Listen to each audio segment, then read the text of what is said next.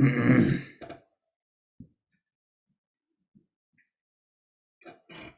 go for refuge until I am enlightened to the Buddha, the Dharma, the Supreme Assembly.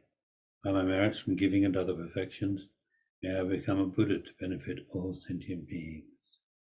I go for refuge until I am enlightened to the Buddha, the Dharma, and the Supreme Assembly. By my merits from giving and other perfections, may I become a Buddha to benefit all sentient beings. I go for refuge until I am enlightened to the Buddha, the Dharma, and the Supreme Assembly. By my merits from giving and other perfections, may I become a Buddha to benefit all sentient beings. I bow down to my perfect gurus. The essential meaning of the Victorious One's teachings, the path praised by all the holy Victorious Ones and their sons, the gateway of the fortunate ones desiring liberation. This I shall try to explain as much as I can. Those who are not attached to the pleasures of circling, who strive to make freedoms and endowments meaningful, who entrust themselves to the path pleasing the Victorious Ones, you fortunate ones, listen with a calm mind. Without the complete intention definitely to be free from circling, there is no way to pacify attachment seeking pleasurable effects in the ocean of circling. Also, by craving for psychic existence, embodied beings are continuously bound. Therefore, at the very beginning, seek renunciation. Freedoms and endowments are difficult to find, and life has no time to spare. By gaining familiarity with this, attraction to the appearances of this life is reversed. By thinking over and over again that actions and their effects are unbetraying, and repeatedly contemplating the miseries of psychic existence, attraction to the appearances of future lives is reversed. When by having trained in that way there is no arising even for a second of attraction to the perfections of cyclic existence, and all day and night the intention seeking liberation arises, then the thought of renunciation has been generated. Even if renunciation has been developed, if it is not possessed by the mind of enlightenment, it does not become the cause of the perfect bliss of unsurpassed enlightenment. Therefore, the wise generate the supreme mind of enlightenment. Swept away by the current of the four powerful rivers, tied by the tight bonds of karma so hard to undo, caught in the iron net of self-grasping, completely enveloped by the total darkness of ignorance, endlessly reborn in cyclic existence, ceaselessly tormented by the three sufferings, thinking that all mothers are in such a condition, generate the supreme mind of enlightenment. In short, if like the mother whose cherished son has fallen into a pit of fire, and who experiences even 1 second of his suffering as an unbearable eternity, your reflection on the suffering of all mother sentient beings has made it impossible for you to bear their suffering for even 1 second, and the wish seeking enlightenment for their sake arises without effort, then you have realized the supreme precious mind of enlightenment. Without the wisdom realizing ultimate reality, even though you have generated renunciation and the mind of enlightenment, you cannot cut the root cause of circling. Therefore, attempt the method to realize dependent arising. One who sees the cause and effect of all phenomena of both cyclic existence and the state beyond sorrow as forever unbetraying, and for whom any object trusted in by the grasping mind has completely disappeared, has at that time entered the path pleasing the Buddhas. If the appearance that is unbetraying dependent relation is accepted separately from emptiness, as long as these two understandings are seen as separate, then one has still not realized the Buddha's intent. If these two realizations are happening simultaneously without alternation, and from merely seeing dependent relation as completely unbetraying, the definite ascertainment comes that completely destroys the way all objects are apprehended as truly existent At that time, the analysis of the ultimate view is complete. Furthermore, appearance eliminates the extreme of existence, and emptiness eliminates the extreme of non-existence. If you realize how emptiness manifests in the manner of cause and effect, then you are not captivated by wrong notions holding extreme views. In this way, you realize exactly the vital points of the three principal aspects of the path: resort to seeking, solitude, generate the power of effort, and quickly accomplish your final goal, my child.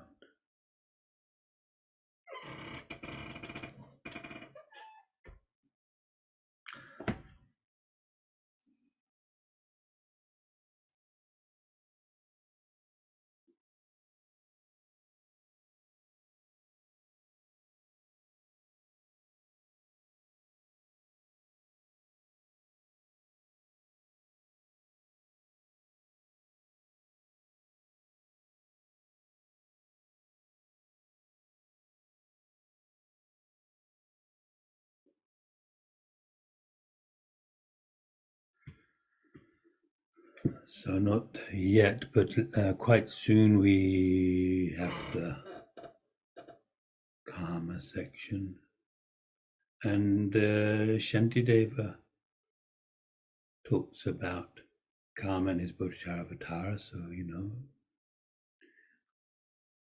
a teaching which he gave, text that he wrote to explain the way of the Bodhisattva. And so he said there, I can't remember the verse verbatim, but anyway, must be in the patience chapter, where he talks about how to handle it when somebody's harming you, basically. So he says something very interesting, which I think is quite difficult, really, but actually quite amazing, which is because this is how karma works, that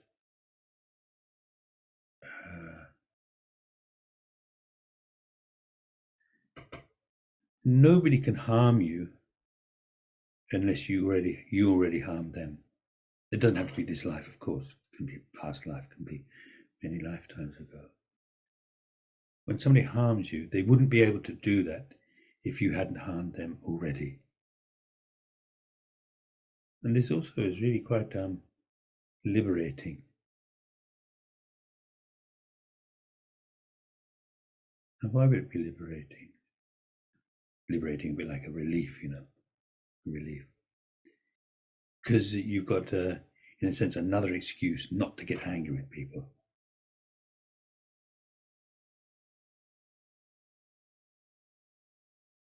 It's a bit like, if you're harmed, it's a teaching.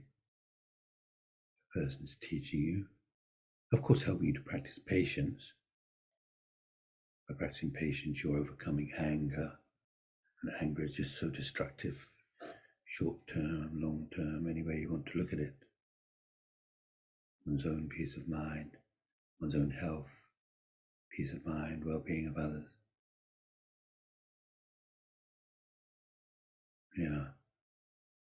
So it's a teaching that this is happening to me because of what I did in the past. I hurt that person. Now they're hurting me. They wouldn't be able to hurt me if I hadn't hurt them before. So there are lots of conclusions you could draw from that, I guess, but certainly one would be no need to get angry, because it started with me doing it starting it before. And also the teaching that if I don't want this kind of thing to happen to me, then I need to avoid creating the causes for it to happen to me.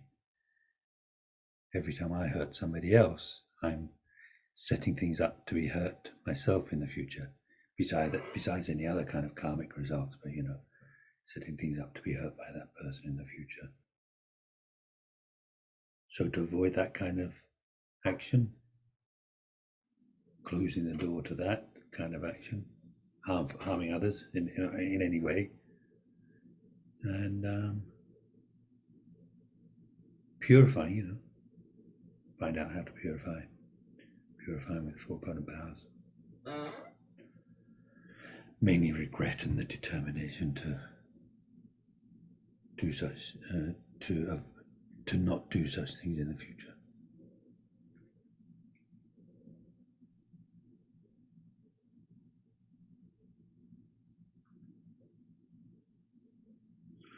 And then in the mind training teachings, there's one line.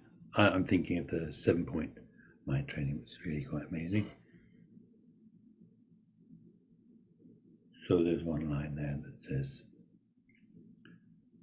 I can remember this one, it's very simple. So it talks about blame. And I've got a feeling that either blame is the wrong word, or it's just that somehow we Westerners, as they say, we Westerners, I don't know exactly why, but somehow blame is a kind of ugly word for us. When you accept the blame for something, it's like saying, it's your fault, you're bad, it's your fault, you're to blame for this. But I think that when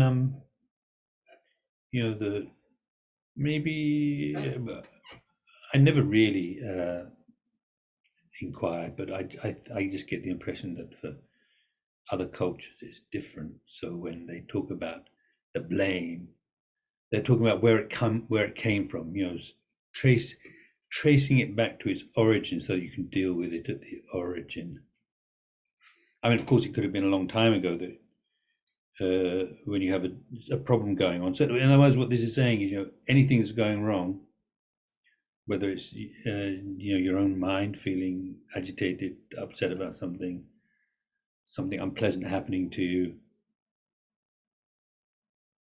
It might be many lifetimes ago that you started the process that led up to this. But anyway, it's this, when it says put all the blame on one thing, there's one thing which is to blame for everything. What it means is your own self-cherishing mind. So of course I was talking about that last week. Put all the blame on one thing. So in other words, everything that goes wrong, that has gone wrong, the problems we have at the moment, it's all because of thinking me.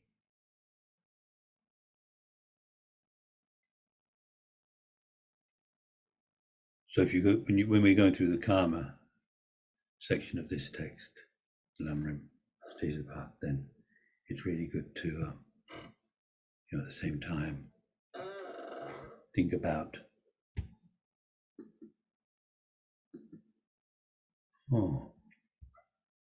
I'm trying to look at all the squares and I can't. Did something get changed? Now you will become very little.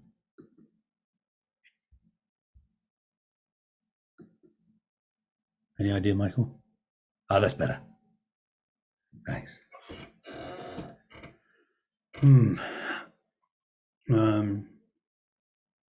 Yeah, so to see how all of when we talk about there's the positive karma, negative karma, or skillful and unskillful karma. In other words, things which bring about suffering, actions that bring about suffering, actions that bring about happiness. Then to look at where it comes from. Generally speaking, according to the mind training teachings and the Mahayana teachings, then if you look into it, if you really think about it, you see that when we when we engage in those actions which bring about suffering, it's always comes back to the self-cherishing mind. So Holmes talks about the wise self-cherishing and the stupid self-cherishing. So the wise self-cherishing means you want to be happy, but you go about it in a wise way, achieving happiness. In other words, you realize that harming others isn't the way to find happiness. Actually, helping others is the way to find happiness. In fact, even practicing the Mahayana is the best way to find happiness. So that would be the wise self-cherishing. You want to be happy, so you try to follow the Bodhisattva's way. Some people say, well, he says that it's not really selfishness, and in a way, it's not. It's a bit like, when you decide the best thing that you can do for yourself is to care for others, well, so then you get into the habit of caring for others, and gradually that becomes the main thing, right? It's just a skillful means, really. And then, of course, the stupid self-cherishing is the one that can't think long-term, only thinks short-term, and thinks that it's okay to trample over other people in order to get your own short-term happiness. So that's stupid. So that's what, when we talk about everything comes from the self-cherishing mind, it's that kind of like stupid self-cherishing.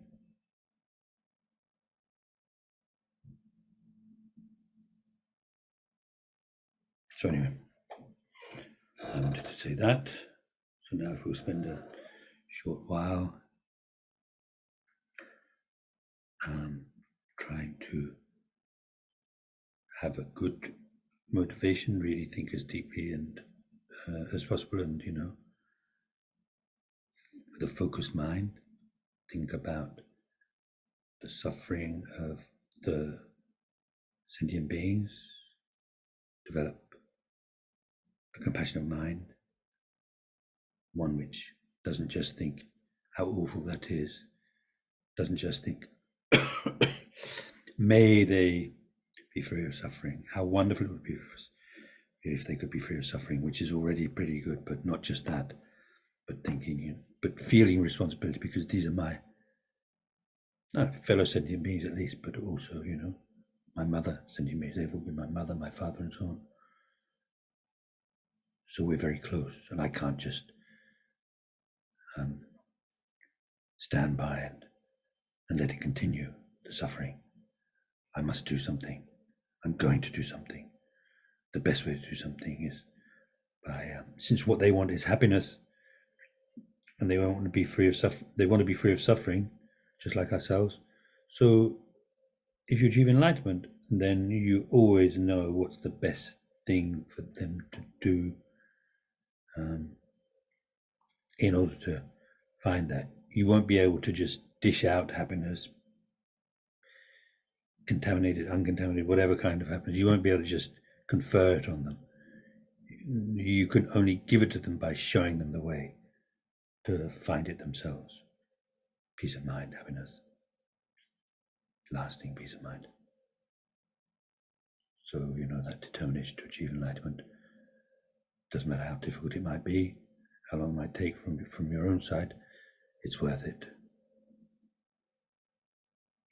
So try to generate the awakening mind of Bodhicitta in that way, the mind wanting to achieve enlightenment for the sake of all sentient beings. And that's why we're spending time this evening studying, thinking about the stages of the path.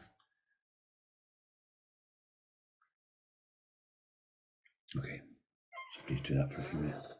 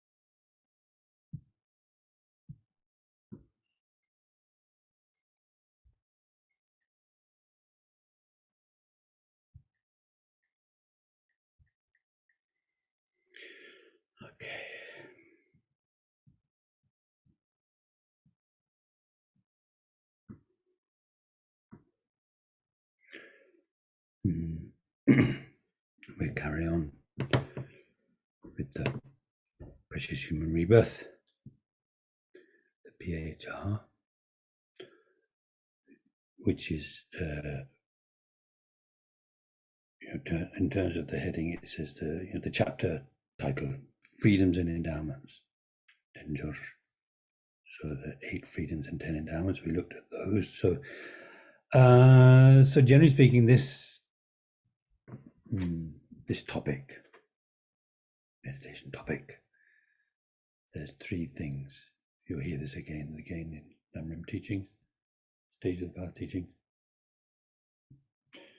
The identifying it.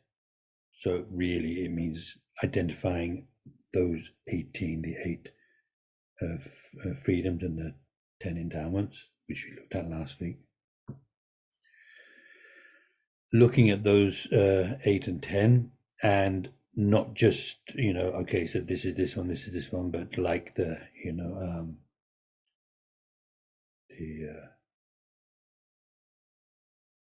what was it, the beggar, very poor person finding that actually in their very own backyard or under their house or whatever, there's a very precious jewel that's going to solve all their problems.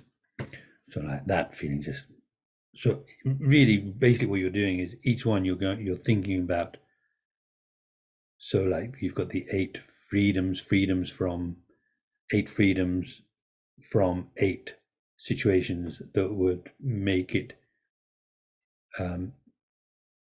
impossible to practice. You wouldn't be able to practice. So you wouldn't be able to think about developing a good heart,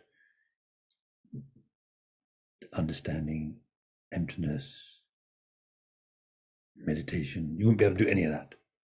So think about how amazingly awful it would be if you were in that situation and then thinking, but it's so amazing because I'm free from that. How amazing that is. I'm feeling really, overjoyed with it.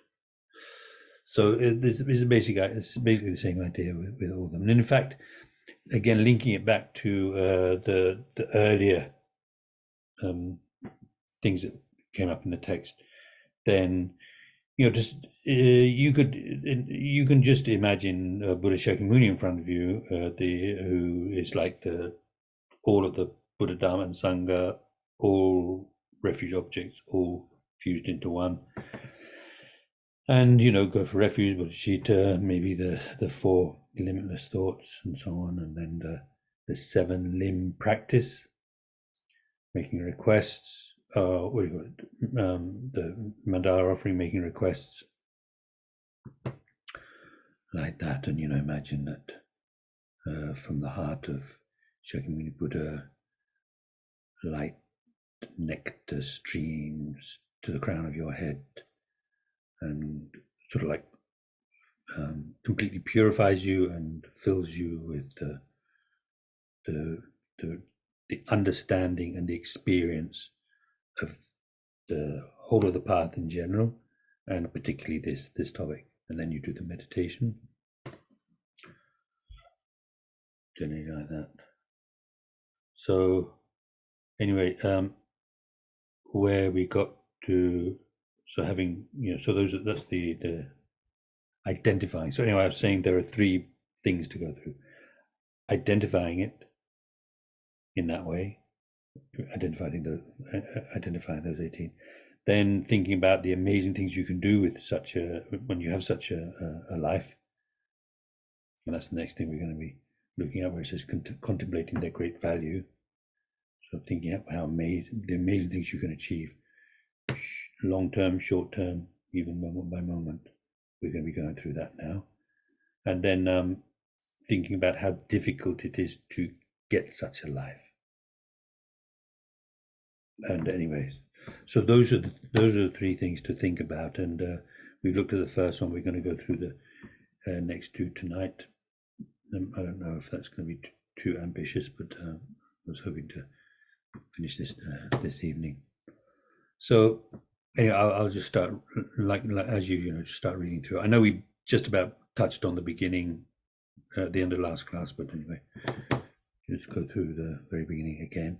So if you engage, so this first paragraph is making the point that, if you don't do any what we call Dharma practice, in other words, if you don't do anything to develop your mind to become a better person and so on, that's really practicing Dharma. I mean, one thing it means is just don't do anything harmful, don't create any negative karma, try to do only good things, helpful things, constructive things, even if it's only constructive for yourself, but at least at least that, and hopefully something will be helpful for other people, and then try to develop a good heart. And in fact, that reminds me of and actually maybe the reason I expressed it like that was remembering what His Holiness often says, quoting the Aryadeva's 400 verses, where he says, sort of like summarizes the practice really, which is not to do, or is it the 400 verse? I'm not sure. Anyway, don't do anything destructive. Do only constructive, helpful actions, positive actions. So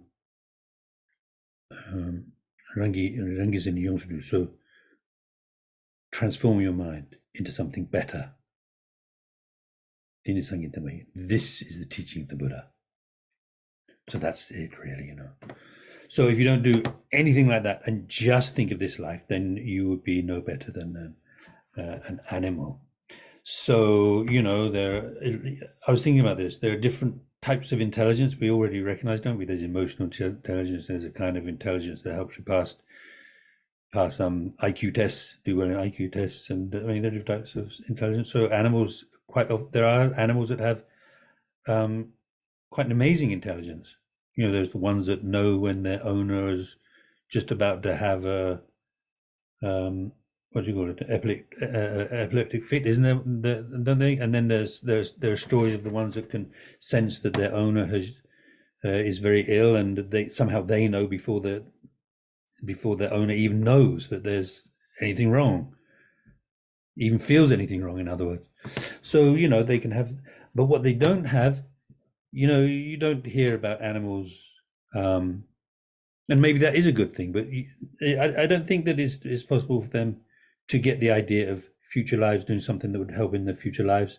It's beyond them, So, it would be like that, there would be no difference. They can't think about future lives. You're not thinking about future lives. What's the difference, And here you are, you have this amazing opportunity. Like it says, you need a physical basis like the one described above. So in other words, exactly the life that we have at the moment is the kind of life that you need to practice the Mahayana path. If a person is going to practice the Mahayana path, what do they need? This kind of life, the kind of life we have right now at this moment. So, so the letter to a student, I think that might be Chandra Govind, but I'm not sure. The base of the path of those gone to bliss, the tool for leading beings, is that most powerful mind, bodhicitta, which is gained by human beings. That path is not found by gods or nagas, nor by asuras, nor by garudas, knowledge holders, kinars, or uragas. So anyway, whoever they are, but anyway, what the point he's making is like there are so many different forms of life, but the kind of life that you need to have, the life form you need to have to practice bodhicitta, the main one is as a human being. There are other forms of life that can generate bodhicitta, but it's the main one where you can practice most powerfully is as a human. Then, so some gods of the desire realm with strong dispositions from having previously trained in the path as a human are suitable as support for seeing the truth for the first time. In other words,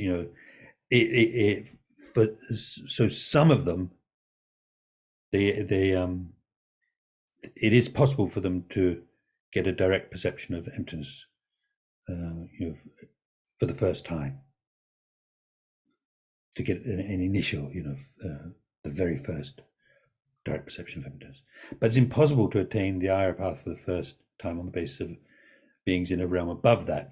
Well, that's talking about is, so you got different, they talk about the 6 realms, but they also talk about the 3 realms. Desire realm, which we are in, also animals are in. Then form and formless realms. So form and formless realms, forget it, is what this is saying. It's probably too distracted by pleasure and meditation and so on like that. So they can't think about. They don't have the power of mind to actually be able to do that. You think they would, but they don't. So to get the direct realization of emptiness for the first time, which is what it means to achieve an Arya path for the first time, or to see the truth for the first time, you have to be you pretty well have to be a human. Some gods, but well, there's a story, and there's the story of Shariputra, who's one of the 2 main disciples of the Buddha. So he had a student who was a doctor, and I can't remember his name now. I've got it further down, I think. It doesn't matter. So anyway, there's a very famous doctor who they always mention this point. Even if he was riding an elephant, if he saw Shariputra, he would get down from the elephant. So maybe if these days, even if he was driving along in his Ferrari, he'd stop the Ferrari and get out and prostrate and like that. But anyway, so very devoted student of Shariputra, passed away, born in a god realm, on a desire god realm. So Shariputra thinks of going up there to see if he can help him. So he goes up there, and he sees this student from a distance, and the student recognizes him and just kind of like, hi, and then goes off with his friends, goes back to his friends. So because just too much pleasure.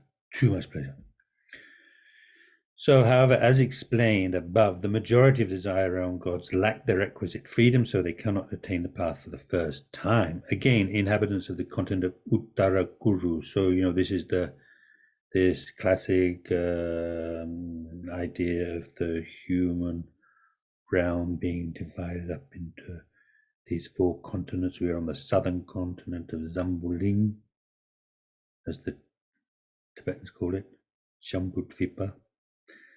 So anyway, for whatever reason, they can't take the vows of individual liberation.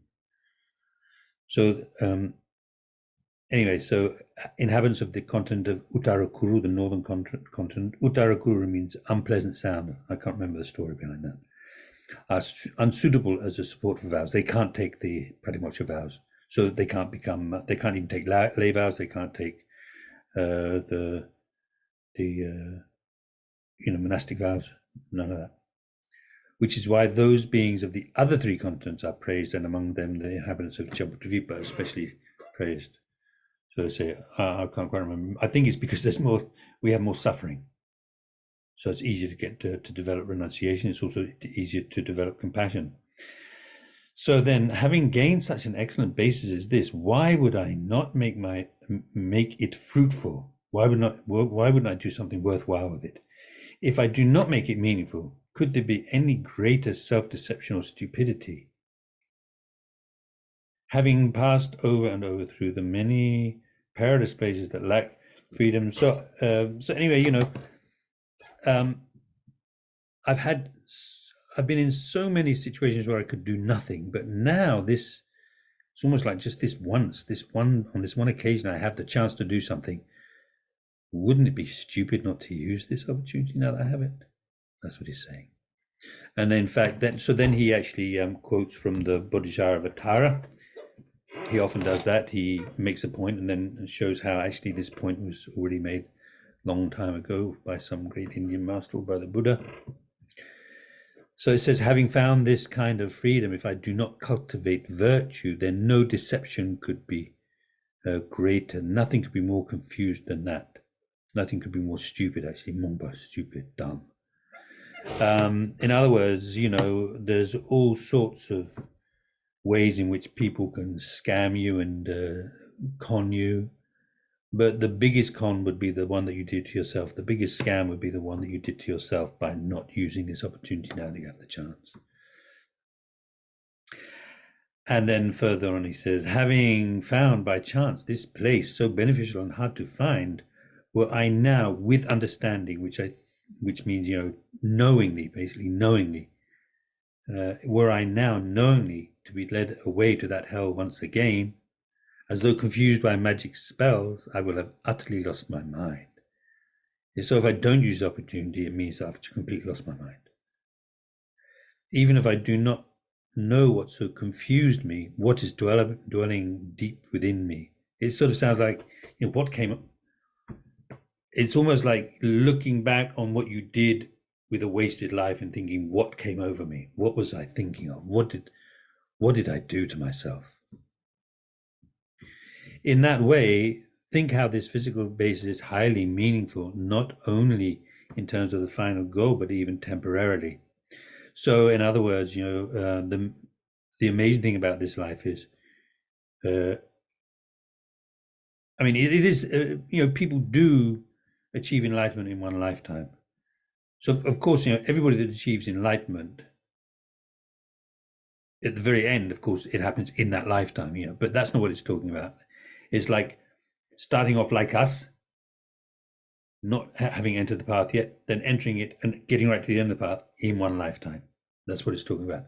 That's kind of it is a possibility. It does happen, but at least we can take steps towards that. Practice the Mahayana as much as possible. Practice bodhicitta as much as possible. Great compassion.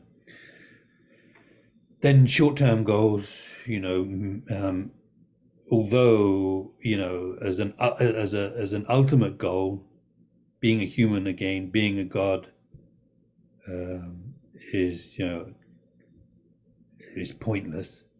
But in order to be able to carry on practicing life after life, you need life after life as a human being with this kind of opportunity we have now. Then you can by building up the development, life after life, one can become better and better and achieve enlightenment gradually in that way. But then also, so there's three things actually. There's how amazing it is in terms of the long-term goals we can achieve, or at least make steps. The short-term goals, but also moment by moment, this life is incredibly valuable, because I wish I had the lists of benefits at my fingertips, like Lama Zopa and so on. But the point is that even just one moment, just 1 second, for sure, like a minute or 5 minutes or 10 minutes here, like each morning, if we've got time to meditate on compassion, bodhicitta, loving kindness, each moment, because it kind of makes sense. Each moment, even though one moment seems like nothing, but if you're thinking of all sentient beings, even just thinking how wonderful it would be if all sentient beings could be happy, could have happiness and the cause of happiness, even just thinking like that. And then, of course, like, may they, and I myself will, taking responsibility, I myself, I'm going to do that, even for a very, very short moment, because it's all sentient beings, that becomes something really huge. And where it makes sense to me is, like, if you were to even just think about one person, if only that person could be happy and always be happy, if only that person would never have to suffer again, ever, that kind of thought. There's a very, very positive thought, isn't it? A very good thought, anyway. And so, in terms of karma, you'd be creating amazing karma by having that thought. It's a really positive thought. So you can imagine, if it's like that for one person, if you're thinking about one person, if you're thinking about two people, it's got to be like double that. Does it make sense? If it's 3 people, then 3 times that. If it's 100 people, 100 times that. Even if it's just the whole planet, like 8 billion times that. I think we just went past 8 billion a few days ago. 8 billion. And so, all sentient beings, when it's infinite, I mean, that's what they say, it's infinite. Difficult to see how it could be any other way, actually, infinite. Then, it's it's just mind-boggling, isn't it? So that's why, even in one moment, let alone, spending maybe 5 minutes, maybe 10 minutes, maybe 15, 20 minutes each morning. I mean, that's something we can do. Just spend 10 minutes thinking about great compassion, bodhicitta, sometimes thinking about the reasons, thinking about the suffering, but, definitely spending some of the time thinking, okay, so all the sentient beings, they're just like me. They're completely, sort of like sinking in the quagmire, the swamp of samsara. It's just so awful. So just like for me, it's awful for them also. It's my responsibility. I accept that responsibility to free all of them. Sooner or later, as soon as possible, but sooner or later, to liberate all of them. I've got to do that. Despite my own selfish, self-cherishing mind, which is, like the boss kind of thing at the moment. But, not being scared by that, not being put off by that, not like, oh, it's ridiculous. Who do I think I am? Making that kind of commitment when I'm just so full of shit, basically. Self-cherishing and anger. I mean, what am I thinking of? But no, never to be afraid, never to be afraid of that, because you can do it. Like our mind, so our basic nature is something pure and something very powerful, temporarily obscured. And those obscurations which basically means, like the selfishness, ignorance, attachment and anger and pride and all those things. I mean, they're not to be dismissed, but they're not part of us. They're not part of our nature. And there's something that we can do something. It is possible. So, so it's realistic. And in fact, cultivating that thought of great compassion in itself is gradually destroying all of those negative minds. Definitely. So, where did I get to? What's come over me? Yeah. So in that way, so bottom of, I didn't even say the page, did I? Right from the beginning. So page 62. Anyway, so the bottom of page 62. In that way, think how this physical basis is highly meaningful, not only in terms of the final goal, but even temporarily. So like long-term goals, short-term goals. And he doesn't mention it here, but also moment by moment. It's very valuable. For with it, one can easily accomplish, in other words, practice generosity, you can practice morality, you can practice patience, and so on, which are the causes of an excellent body, wealth, and all that accompanies a higher status. Higher status means birth as a human being or as a god. So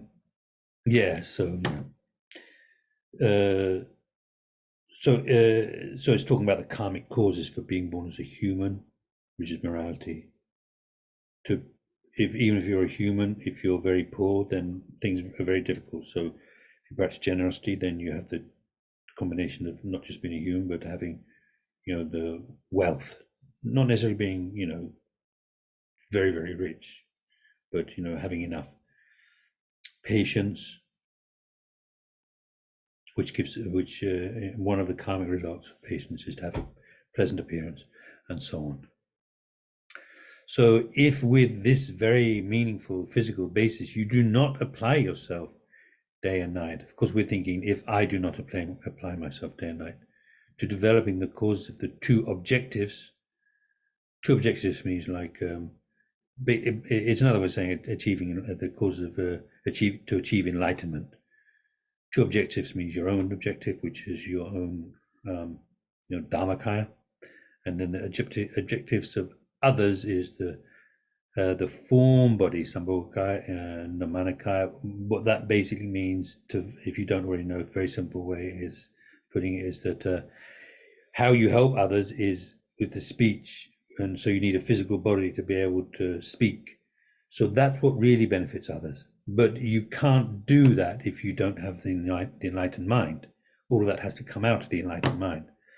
But even if I have an enlightened mind, if I was if I had right now, if I had an enlightened mind, Buddha's mind, a Michioned mind, that would be no use to you at all, except that it would be where everything that I say and everything I do comes from, and that's what would be directly useful, right? You see the point? Two objectives. It would be like returning empty-handed from an isle of precious jewels. Yes, so you've gone to a treasure island, and there's all manner of treasure that you could bring back, and you just sort of go there and you wander around, you look at the view and maybe look at some of those things, and then you just come back and you don't bring any of it with you. What a waste. Okay, so then contemplating the difficulty in finding them, which means the difficulty in getting a life that has those 18 qualities, which are so so valuable, with which you can do so much. How are we doing? Good. I think we're all right. Yeah.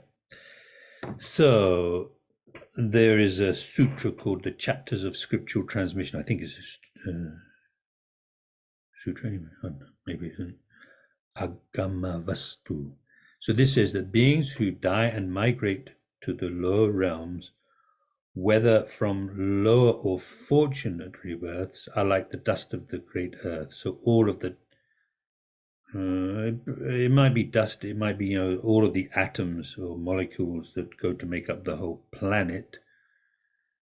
That would be comparable to those beings who are like humans and gods at the moment, are going to be born next life in the lower realms, and also those who are in the lower realms right now, where it's hell realms, predator, animal, and again going to be born in one of those three realms. That would be like just to make a comparison, that would be like all of the atoms of the earth.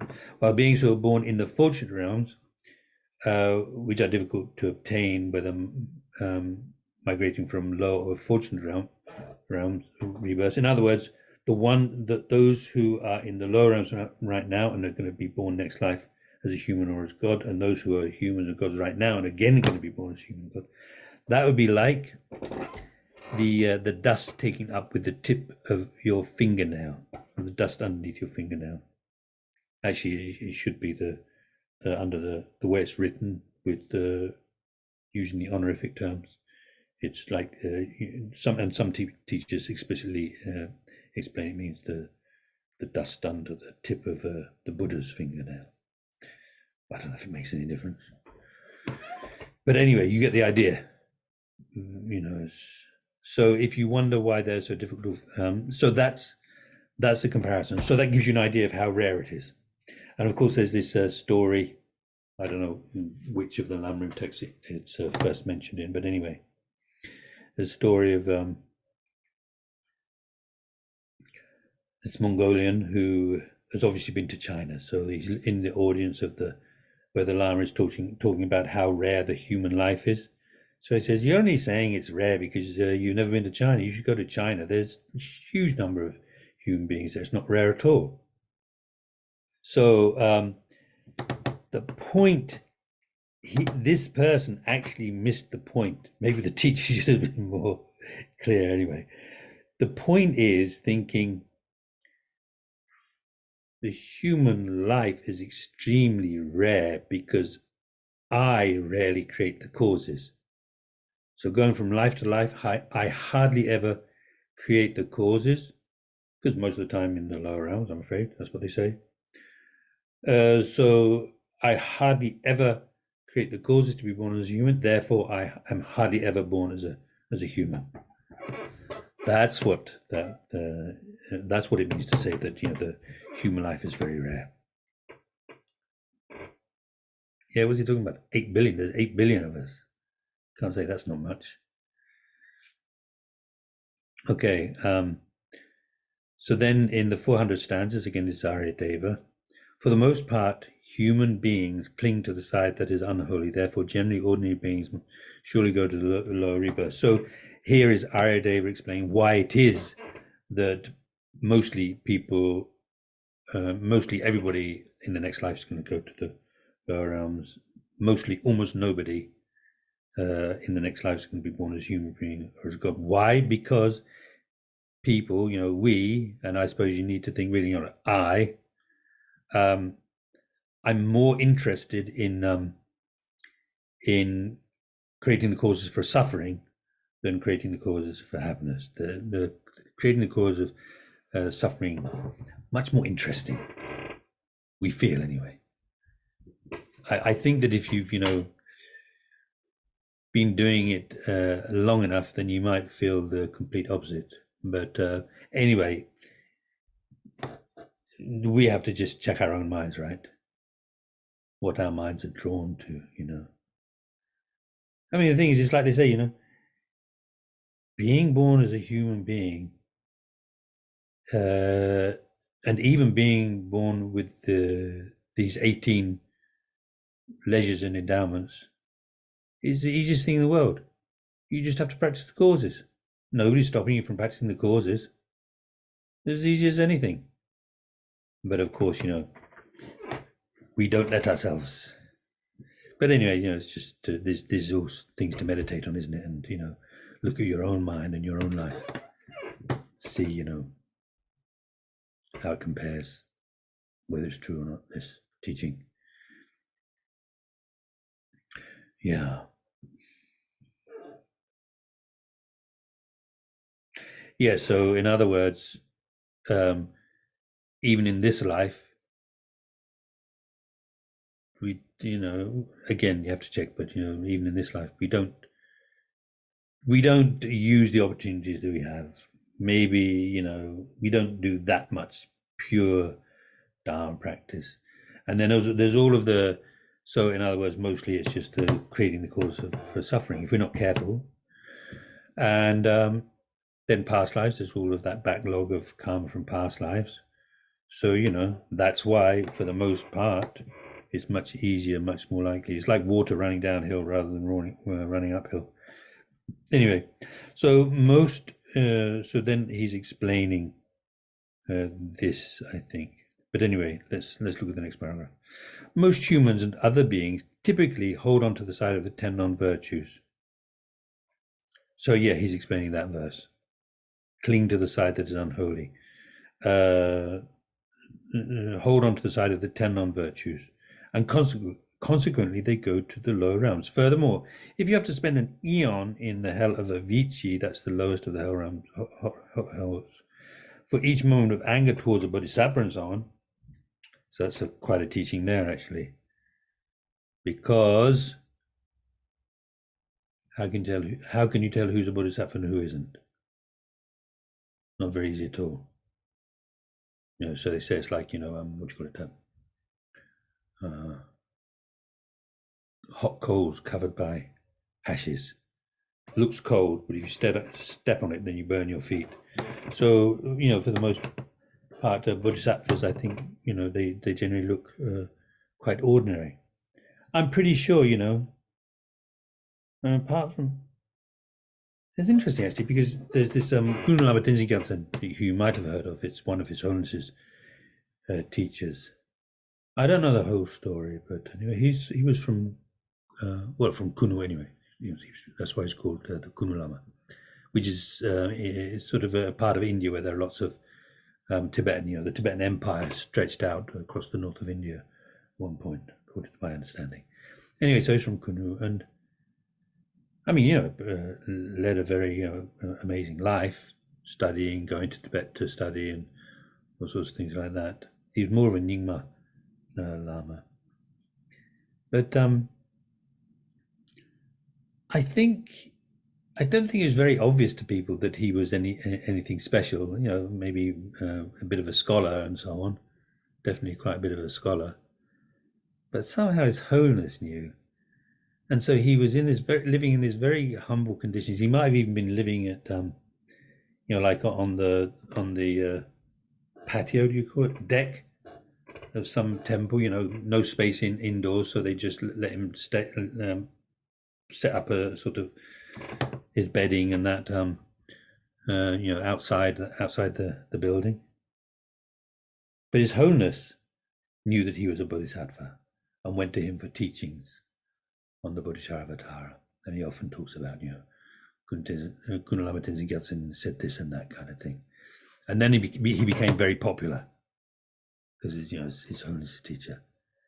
But otherwise, I don't think you'd have known if you see a picture of him. Of course, he just looks like this old guy with his thick-brimmed glasses and scruffy-looking clothes. And there's a story of I don't know if I get it completely right, but anyway, I think some Westerners who wanted to make offerings to him, he said, "I don't need anything. I have bodhicitta. Why would I need anything else other than that?" Usually the lamas don't admit to having any kind of realizations, and His Holiness the Dalai Lama never used to, ever. I think maybe in recent years, maybe some people, it could have been Westerners, said, so if you don't have any realizations, what hope is there for the rest of us? So they expressed feeling very discouraged, and then so recently, they talk about the 5 paths of the Mahayana: path of accumulation, path of preparation, path of seeing, path of meditation, path of no more learning, which is enlightenment. So path of seeing is when you get the direct realization of emptiness.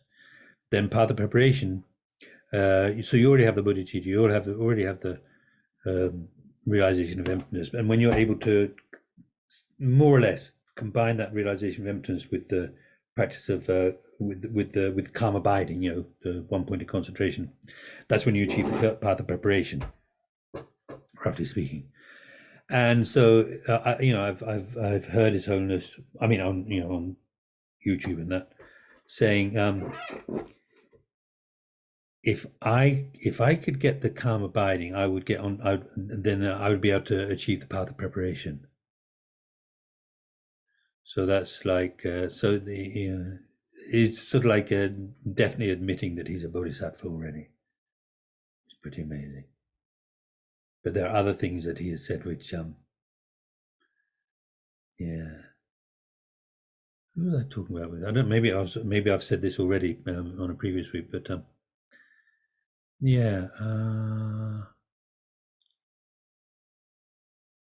because anyway, there's this story about the previous Dalai Lama, or one of the previous Dalai Lamas. I think it was the previous one.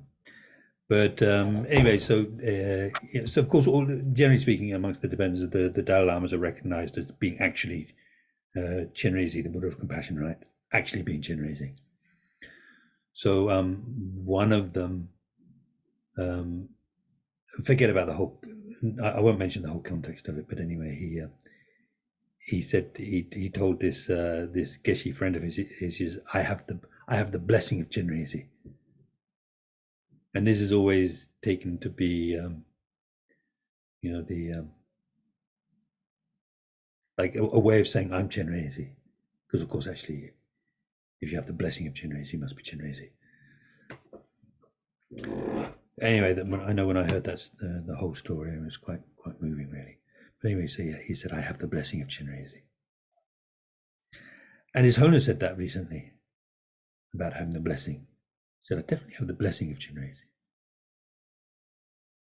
And he said one time recently, I have to look at what did he exactly say. Basically, it was people, those who have faith in me, I'll always be with you. Always be with you. You can't make that kind of promise unless you're an enlightened being. It's pretty amazing. Yeah, so anyway, I can't remember why I was saying that. So, furthermore, if you have to spend an eon in the hell of a Vici for each moment of anger towards a bodhisattva, because we were talking about bodhisattvas and how difficult it is to tell who is a bodhisattva or not, so you have to be careful not to get angry with anybody. Because who you're getting angry with might look very ordinary, might look even less than ordinary, but they could be a bodhisattva. And then, you create incredible heavy negative karma by getting angry with such a person. Then the bad actions accumulated over many lifetimes, which have neither come to fruition nor been overcome by antidotes, in other words, that you haven't purified them, are present in your mind stream. So this will surely cause you to spend many eons in the lower rebirth. So in other words, what I already said, because of the negative karma we create in this life, quite a lot of the time unknowingly. Because, like getting angry with bodhisattvas, and all the backlog from previous lives, it's a bit of an uphill struggle. It's possible, definitely can do it, no question. But remember here, the point is helping us to get rid of the idea that, there's always future lives. What I don't achieve in this life, I can just carry on next life. Like it's going to be something easy to have this opportunity again. It's not. So this is the point. Don't just assume it's going to happen all by itself automatically. If you create the causes for it to happen, it'll happen. But if you don't, if you just sit back and, like, okay, I've got this present rebirth, isn't that fantastic? And then just kind of like, just relax. That doesn't work. If you definitely purify the causes of lower rebirths accumulated previously and close the door to newly engaging in them, then the fortunate rebirths will not be hard to reach. However, this is very rarely done. It's very rarely done in the world. It's something we've rarely done, but that doesn't mean to say we can't do it now. If you fail to do so, you go to the lower rebirths, and once you've gone to the lower rebirths, you do not create virtue, but continuously commit bad deeds. People don't like to hear that. They think, animals, they're going hunting and killing and so on. It's just natural. How can there be any negative karma in that? But actually, if you think about it, they're sentient beings like we are, and they, like lions, I was talking about that before. Lions, all of those, what do you call it? Anyway, that kind of, the big cats. It's just terrible. Just terrible, the suffering they cause. Fear, suffering, eating animals alive, eating their prey alive. Can you imagine that, the jaw on your throat, clenched around your throat, suffocating you? That's how they do it. Suffocate. Think about these, whereby, as stated in Entering the Bodhisattva Way, you do not even hear the name of fortunate rebirth for many eons. Potoa said. So this is a funny story, but I was thinking about this and it begins to make sense. It's a long time, it just didn't really make sense. But anyway, so in Pempo, this is an area of Tibet, there was a fortress by the name of Chagar that had been seized by an enemy. For a long time, the villagers had been their unfortunate servants. So it made me think about actually, the invasion of Tibet. One old man used to wallow in anguish about this fort, and when one day he heard people saying that it had been won back, he grabbed his spear and he wasn't able to walk, but he dragged himself along saying, if only the recapture of Chaga fortress is not a dream. So it's like, when you think about this, when you think about the life that you have at the moment, these 18, it's just a list of 18, I know, but this is quite amazing list of 18 things. You think about that and you think what you can do. You almost find yourself thinking, it's like this, what I have at the moment, this is impossible. This is impossible to happen. It's impossible to happen, but it's happened. How can I possibly have this? And you can imagine, like he's thinking, it's like something he's been longing for ever since the fortress was taken, and almost actually didn't dare to think about and didn't dare to dream about. But it's happened. You can imagine. Can you imagine, maybe a good example would be, suddenly Tibet gets its freedom, its independence. Can you imagine what they would feel like? It'd be like, well, they'd all be crying. Every single one of them, they'd be crying with joy. So like that, So having this life is a dream come true, and it's almost like, am I dreaming?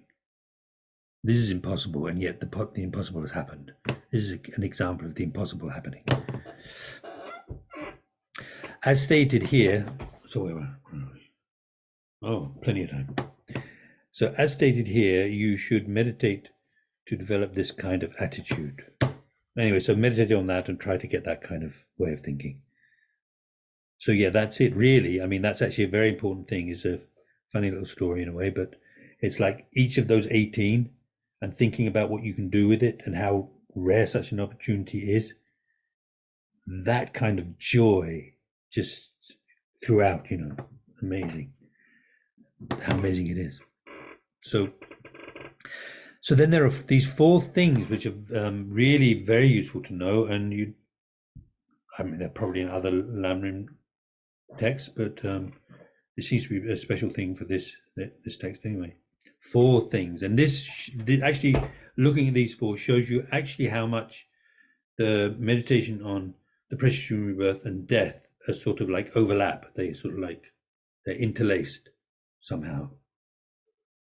Somehow, for ease of explanation, they're explained separately, and Lama Tsongkhap makes that point below. But you can see here, Anyway, let's read through it.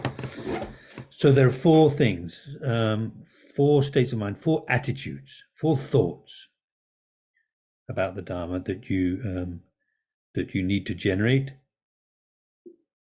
that you need in order to generate a fully qualified, a real wish to take the essence of this life endowed with freedom. In other words, the 4 thoughts you need in order to be able to have a real, genuine wish to do something worthwhile with this opportunity.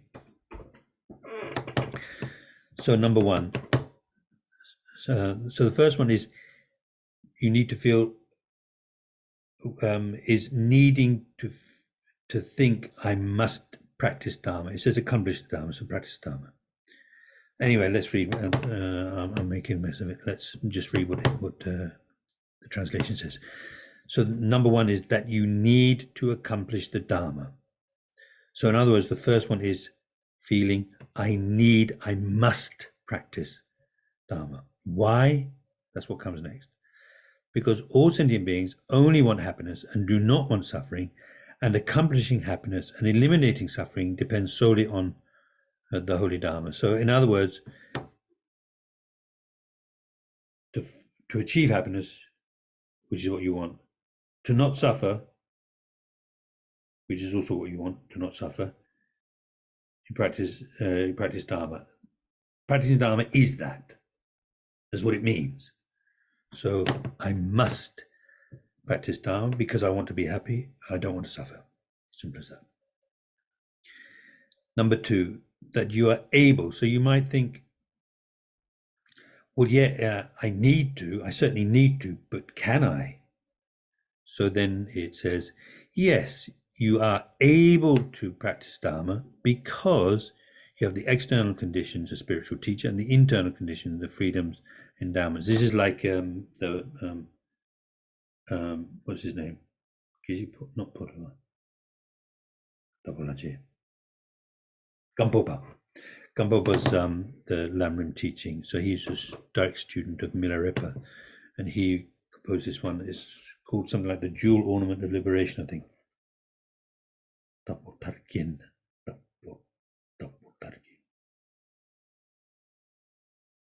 Yeah, Ornament of Liberation. So he talks about this, like something like having the external condition of the teacher, internal condition of the precious human rebirth, and then also having the Buddha nature. Because of these 3, enlightenment is possible. When you have those 3, then enlightenment is definitely possible. Anyway, so in other words, yes, you can practice because you have all the conditions for practicing. That's the second one. Then you might still think, well, okay, I must and I can, but maybe I've got so much else to do this life. Future lives I can do it. Future lives I can do that. So that's why number 3 says that you need to accomplish the Dharma in this very life. So you need, you're able, but also you must in this very life. Why? Because if you do not accomplish it within this life, it will be difficult to attain the freedoms and endowments for many lives to come. So you see, this one is like meeting head on the idea that it's easy to have such a life. It's not easy. You better off assuming that you're never going to get this opportunity again. So you've got to do it in this life. At least, in other words, you're convincing yourself to use every moment as much as possible. Of course, you have to relax sometimes, but we all need to do that. But, as much as possible, using every moment. Then you will have opportunities in the future. Then there will be a repeat. But until you have that, that kind of determination, there's the risk that this will be the last chance, maybe in many, many, many, many, many, many, many eons. Then not just this very life. So you might think, yeah, okay, but when I retire, when I've got less on my plate, when I'm, get a decent position at work so I get more time off, longer holidays, then I'll do it, Or not while I'm working, but only on the weekends, or not while I'm working, but only when I've got holidays, that kind of thing. That you need, so the fourth one, that you need to accomplish the Dharma right now because the time of death is uncertain. If you could really, you can imagine, if you could really guarantee that you're going to live to, I don't know, like 100, then, spending some years making sure that you're going to have a good pension, that you're going to have a nice house and everything, and then spending, the last 30 years of your life practicing intense Dharma. That's one thing, actually, I'm not sure it would be like that because, number one, if you live to 100, that doesn't mean so you're going to be able to practice Dharma to 100. I've got one friend whose mum, actually, she lived to, I think, 106. And I remember, anyway, a long time before that, I remember talking to him about, because he used to go back and see her once a year. And I was thinking, well, she's only on the other side of the country. I was sort of wondering why he didn't go more. But anyway, he was saying, actually, when he goes back to see her, he's not even sure that he's aware that she's aware that he's there. Anyway, so we know all about that, don't we? So, and then, so there's one thing which is, you might live to 100, but not sure how much you'd be able to practice between 70 and 100, or 65 and 100 or maybe even 60 and 100. I know from experience so 60, 66 still doesn't seem much different, but I can gradually, things are feeling a bit different, and I can quite imagine, memory gets worse and worse, mind begins to decline, need more sleep maybe. You do start running out of energy, so, actually it's when you're younger that it's better, as much as possible. It's younger, that's the best thing. But anyway, and then also, maybe all of the habits that you'll be building up by not practicing up until 60, maybe when you get to 60, you just do, I don't know, just watch more TV. Maybe that's what you do. Maybe just anyway. It's a dream because we have no idea how long we're going to live. It might look nice if you did know, but actually I'm not sure. And anyway, we don't know when we're going to die. Might live to 100. Might not live to 100. Might live to 90. Might not live to 90. Might live to 80. Might not live to 80. Might live to 70. Might not live to 70. Might not live to my next birthday. Might be that, oh yeah, did you hear about Steve? Yeah, he was only young, but he did have high blood pressure and all that. Anybody, it could happen to any of us, couldn't it? And especially the way I drive, it could happen any day. Sorry, Michael. Michael's one of my teachers. But, he was limited by the material he had to work with. Yeah.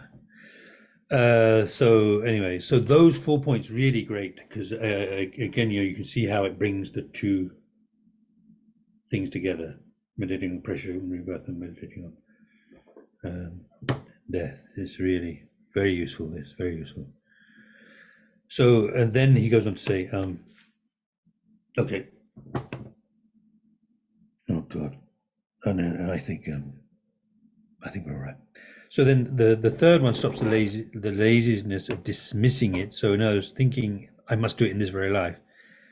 Dismissing it, thinking I should practice Dharma, but in later lives. And the fourth counteracts the laziness of not practicing at all, thinking although I must practice in this life, it'll be enough to if I practice later on. And in the meantime,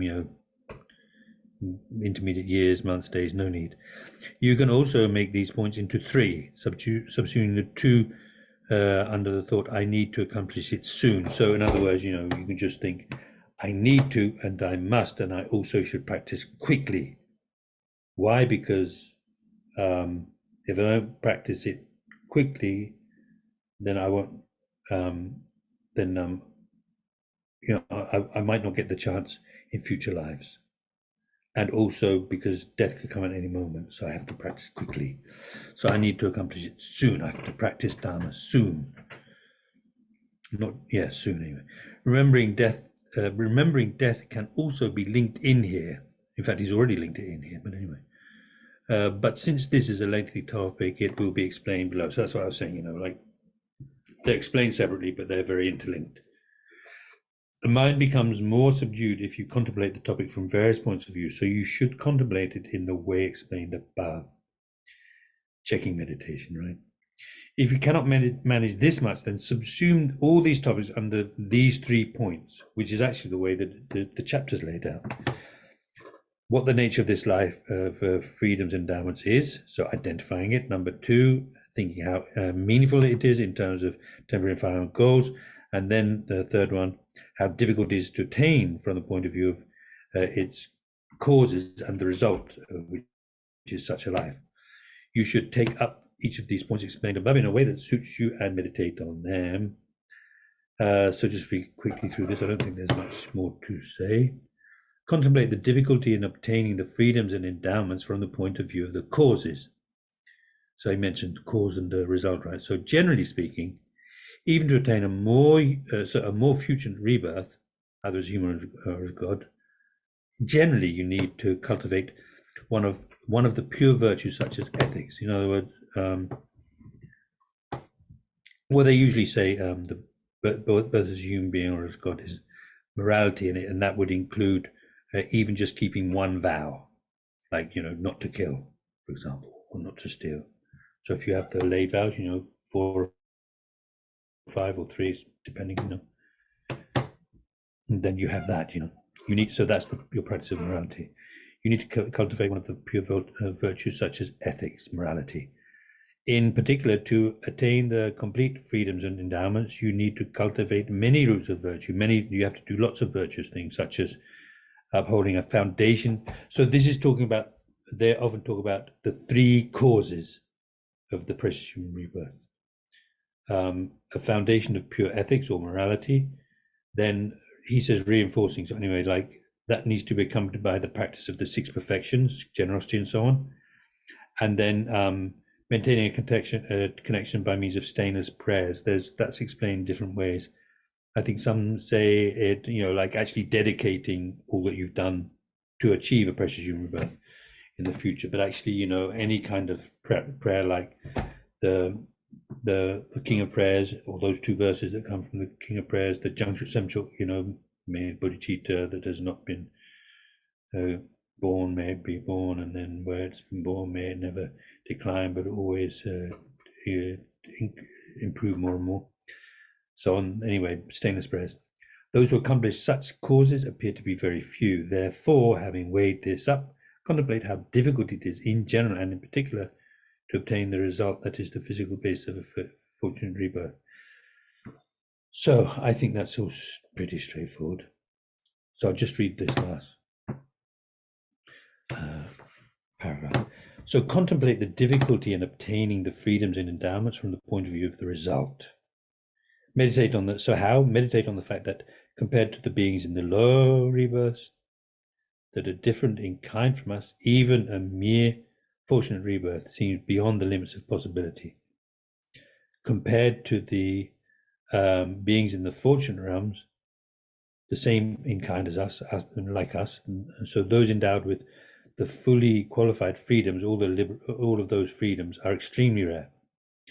So Geshe Dolpa, I think one, and obviously Geshe predating the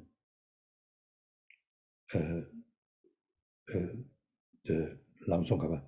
So he laid great emphasis on this. He said that all other dharmas, so all other dharma is brought forth by this understanding. As this is so, you should make an effort accordingly. I think that what he was saying, this Geshe Dolpa was saying, you know, when you meditate on the precious human rebirth with these 3 points, you know, identifying, then how the amazing things you can do with such a life, and then the difficulty in getting such a life. The more you go into it, the more you see that actually all of the Buddhist teachings somehow are linked, are connected to it, are sort of part of it by being linked and connected to it.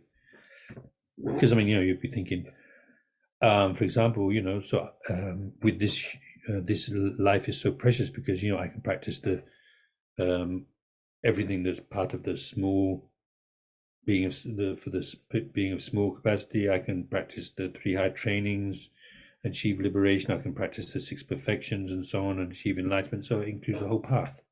I can do all that, you know, because I have this precious rebirth. Okay, so then next time, talking about the paths of the 3 types of person, and then soon after that, which is useful, quite a bit there, quite a few pages. And then I guess the next chapter will be about meditation on death and future lives. That's what it says. So that's it for now. We haven't got anything fixed. That we were going to do a few classes next month, but there's too much else on. Then probably there'll be a break. Yes, so January, you know, too much on. There's a retreat going on. That needs a lot of preparation. And then probably have a break the next month, and then probably start off again in April. Okay. So since it's getting late, we can do some short dedication, and then for people who have the time, we'll do the King of Prayers together. And if you need to go after, you know, a few words of dedication, then feel free. So if we dedicate all of the merit to all that of doing this, having these, you know, spending these 5 evenings together, as well as all of the merit and the good karma and so on, all that good energy created by oneself and others in the past, being done in the future, and ever will be done in the future, all the way up to when each one of us achieves enlightenment. All of that, dedicating all of that to the lasting happiness and well-being, peace of mind, pure happiness, that means, of all beings, our mothers, who are suffering so much at the moment, and also, therefore, to the long lives of our holy gurus, like Sonos Dalai Lama, Kyoto Rinpoche, and so forth, all of our gurus, all those in any world, anywhere that is helping sentient beings, could be just a few, could be many, to make their lives meaningful, to helping them by teaching them, by showing them how to avoid suffering, especially how to avoid suffering definitively. So for their long lives, and also for all of their, you know, their plans and their projects and their prayers and their wishes to be accomplished immediately. For the success of the FPMT, and also especially for this the success of NMB, Land of Medicine Buddha.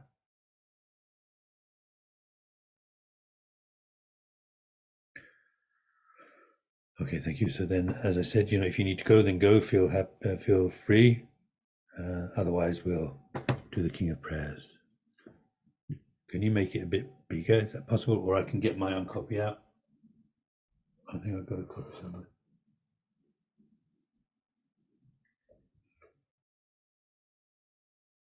That's looking better. Yeah, that should do. Actually, I think I'm going to get my copy of it anyway, because otherwise it's not so easy to see. Not as easy to read. Oh, fell open at the right page.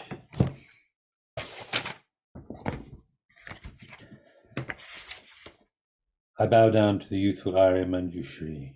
You lions among humans, gone to freedom in the present, past, and future in the world of 10 directions. To all of you with body, speech, and sincere mind, I bow down. With the energy of aspiration for the Bodhisattva way, with a sense of deep respect, and with as many bodies as atoms of the world, to all you Buddhas, visualized as real, I bow down. On every atom are Buddhas, numberless as atoms, each amidst a host of Bodhisattvas, and I am confident the sphere of all phenomena is entirely filled with Buddhas in this way. With infinite oceans of praise for you and oceans of sound from the aspects of my voice, I sing the breathtaking excellence of Buddhas and celebrate all of you gone to bliss. Beautiful flowers and regal garlands, sweet music, scented oils and parasols, sparkling lights and sublime incense I offer to you victorious ones. Fine dress and fragrant perfumes, sandalwood powder heaped high as Mount Meru, or wonderful offerings in spectacular array I offer to you victorious ones. With transcendent offerings, peerless and vast, with profound admiration for all the Buddhas, with strength of conviction in the Bodhisattva way, I offer and bow down to all victorious ones. Every harmful action I have done with my body, speech, and mind, overwhelmed by attachment, anger, and confusion, all these I openly lay bare before you. I lift up my heart and rejoice in all positive potential of the Buddhas and Bodhisattvas in the 10 directions of solitary realizers, hearers, and still training, and those beyond, and all ordinary beings. You are bright lights of the world in 10 directions who have attained the Buddha's omniscience through the stages of awakening. All you are my guides. Please turn the supreme wheel of Dharma. With palms together, I earnestly request you who may actualize parinirvana, please stay with us for eons, numberless as atoms of the world, for the happiness and well-being of all wanderers in samsara. Whatever slight positive potential I may have created by paying homage, offering, and acknowledging my faults, rejoicing and requesting that the Buddhas stay and teach, I now dedicate all this for full awakening. May you Buddhas now living in the worlds of 10 directions, and all you gone to freedom in the past, accept my offerings. May those not yet arisen quickly perfect their minds, awakening as fully enlightened ones.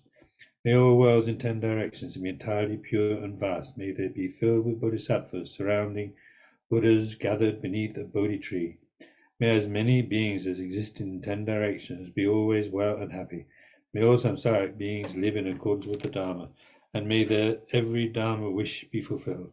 Remembering my past lives in all varieties of existence, may I practice the Bodhisattva way, and thus in each cycle of death, migration, and birth, may I always abandon the householder's life. Then, following in the footsteps of all the Buddhas and perfecting the practice of a Bodhisattva, may I always act without error or compromise, with ethical discipline, faultless and pure. Sorry, forgot to put my video on. May I teach the Dharma in the language of gods, in every language of spirits and nagas, of humans and of demons, and in the voice of every form of being. May I be gentle-minded, cultivating the 6 paramitas, and never forget bodhicitta. May I completely cleanse without permission every negativity and all that obscures this awakening mind. May I traverse all my lives in the world free of karma, afflictions, and interfering forces, just as a lotus blossom is undisturbed by the water's wave, just as the sun and moon move unhindered through the sky. May I ease the suffering in the lower realms and in the many directions and dimensions of the universe. May I guide all wanderers in samsara to the pure bliss of awakening, and be of worldly benefit to them as well. May I practice constantly for eons to come, perfecting the activities of awakening, acting in harmony with the various dispositions of beings showing the ways of Bodhisattva. May I always have the friendship of those whose path is like mine, and with body, words, and also mind, may we practice together the same aspirations and activities. May I always meet a spiritual mentor and never displease that excellent friend who deeply wishes to help me and expertly teaches the Bodhisattva way. May I always directly see the Buddha's masters encircled by Bodhisattvas, and without pause or discouragement for eons to come, may I make extensive offerings to them. May I hold within me the Buddha's genuine Dharma, illuminate everywhere the teachings that awaken, embody the realizations of Bodhisattva, and practice ardently in all future eons. While circling through all states of existence, may I become an endless treasure of good qualities, skillful means, wisdom, samadhi, and liberating stabilizations, gathering limitless pristine wisdom and positive potential. On one atom I shall see Buddha fields, numberless atoms, inconceivable Buddhas among Bodhisattvas in every field, practicing the activities of awakening. Perceiving this in all directions, I dive into an ocean of Buddha fields, each an ocean of 3 times Buddhas in the space of a wisp of hair. So I too will practice for an ocean of eons. Thus I am continually immersed in the speech of the Buddhas, expression that reveals an ocean of qualities in one word, that the completely pure eloquence of all the Buddhas. Communication is suited to the varied tendencies of beings. With strength of understanding, I plunge into the infinite enlightened speech of the Dharma of all Buddhas in 3 times gone to freedom, who continually turn the wheel of Dharma methods. I shall experience in one moment such vast activity of all the future eons, and I will enter into all eons of the 3 times in but a fraction of a second. In one instant I shall see all those awakened beings, past, present, and future, lions among humans, and with the power of the illusion like stabilization, I will constantly engage in their inconceivable activity. I shall manifest upon one single atom the array of pure lands, present, past, and future. Likewise I shall enter the array of pure Buddha fields in every direction without exception. I shall enter the very presence of all my guides, those lights of this world who are yet to appear, those sequentially turning the wheels of complete awakening, those who reveal nirvana, final, perfect peace. May I achieve the power of swift magical emanation, the power to lead to the great vehicle through every approach, the power of always beneficial activity, the power of love pervading all realms, the power of all subversing positive potential, the power of supreme knowledge, unobstructed by discrimination, and through the powers of wisdom, skillful means, and samadhi, may I achieve the perfect power of awakening, purifying the power of all contaminated actions, crushing the power of disturbing emotions at their root, diffusing the power of interfering forces. I shall perfect the power of the Bodhisattva practice. May I purify an ocean of worlds, may I free an ocean of beings, may I clearly see an ocean of Dharma, may I realize an ocean of pristine wisdom. May I purify an ocean of activities, may I fulfill an ocean of aspirations, may I make offerings to an ocean of Buddhas, may I practice without discouragement for an ocean of eons. To awaken fully through this Bodhisattva way, I shall fulfill without exception all the diverse aspirations of the awakening practice of all Buddhas gone to freedom in the 3 times everywhere. In order to practice exactly as the wise ones called Samantabhadra, all embracing good, they were the elder brother of the sons and daughters of the Buddhas, I completely dedicate all this goodness. Likewise, may I dedicate just as the skillful Samantabhadra with pure body, speech, and mind, pure activities, and pure Buddha fields. I shall give rise to the aspirations of Manjushri for this Bodhisattva practice of all embracing good, to perfect these practices without discouragement or pause in all future eons. May my pure activities be endless, my good qualities boundless, and through abiding in immeasurable activity may I actualize infinite emanations. Limitless is the end of space, likewise limitless are living beings. Thus limitless are karma and afflictions, may my aspirations reach be limitless as well. One may offer to the Buddhas all wealth and adornments of infinite worlds in 10 directions, and one may offer during eons numberless atoms of the world, even the greatest happiness of gods and humans. But whoever hears this extraordinary aspiration and longing for highest awakening gives rise to faith just once in this King of Prayers, creates far more precious positive potential. Those who make this heartfelt aspiration for the Bodhisattva way will be free of all lower realms, free of harmful companions, and will quickly see Amitabha, infinite light. And even in this very human life, they will be nourished by happiness and have all conducive circumstances. Without waiting long, they will become like Samantabhadra himself. Those who give voice to this extraordinary aspiration will quickly and completely purify the 5 boundless harmful actions created under the power of ignorance. Blessed with supreme knowledge, excellent body, family, attributes, and appearance, they will be invisible to vast interfering forces and misleading teachers, and all the 3 worlds will make offerings. Going quickly to the noble Bodhi tree and sitting there to benefit sentient beings, subduing all interfering forces, they will fully awaken and turn the great wheel of Dharma. Have no doubt that complete awakening is the fully ripened result, comprehended only by a Buddha, of holding in mind by teaching, reading, or reciting this aspiration of the Bodhisattva practice. In order to train just like the hero Manjushri, who knows reality as it is, and just like Samantabhadra as well, I completely dedicate all this goodness just as they did. With that dedication, which is praised as greatest by all the Buddhas gone to freedom in the 3 times, I too dedicate all my roots of goodness for the attainment of the Bodhisattva practice. When the moment of my death arrives, by eliminating all obscurations and directly perceiving Amitabha, may I go immediately to Sukhavati, pure land of great joy. Having gone to Sukhavati, may I actualize the meaning of these aspirations, fulfilling them all without exception, for the benefit of beings for as long as this world endures. Born from an extremely beautiful superlative lotus in this joyous land, the Buddha's magnificent mandala, may I receive a prediction of my awakening directly from the Buddha Amitabha.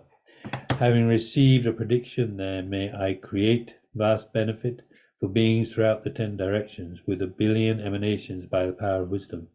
Through even the small virtue that I have accumulated by offering this prayer of the Bodhisattva practice, may all the positive aspirations of beings be fulfilled in an instant. Through creating limitless positive potential by dedicating this prayer of Samantabhadra's deeds, may all beings drowning in this torrent of suffering enter the presence of Amitabha. Through this king of aspirations, which is the greatest of the sublime, helping infinite wanderers in samsara, through the accomplishment of this scripture dazzling with Samantabhadra's practice, may suffering realms be utterly emptied of all beings.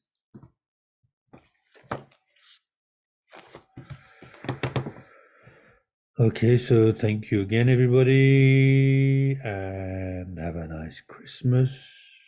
Have a nice, I don't know.